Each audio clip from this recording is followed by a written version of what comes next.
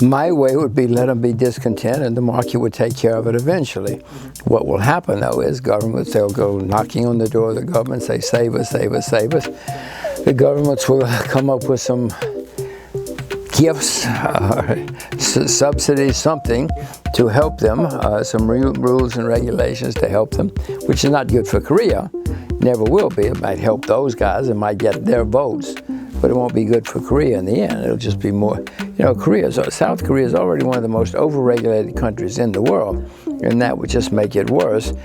If the North Koreans are clever, and they probably would be, they'll just say, okay, we will do it our way, and it will cause more people to move to the north.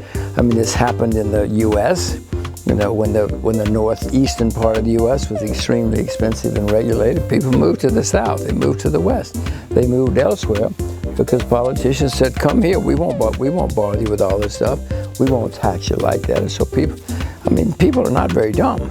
They go where they get the best deal.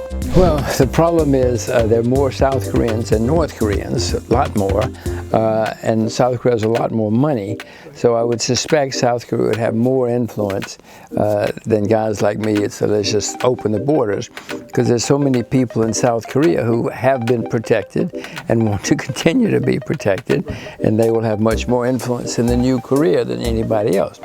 I would hope that somebody would just say, why don't we start over completely? But look out the window. Too many people sitting out there in South Korea who want to continue to be protected and looked after. The solution is the decline of Korea. You can do that. Countries throughout history, states, provinces throughout history have proven we're going to decline.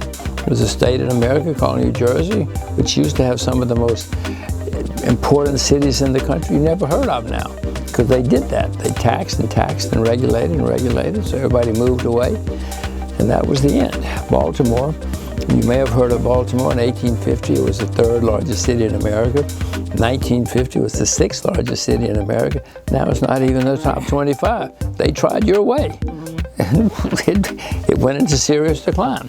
So Korea will go into decline. People will move to Cambodia or someplace, Vietnam or someplace, where they get a better deal.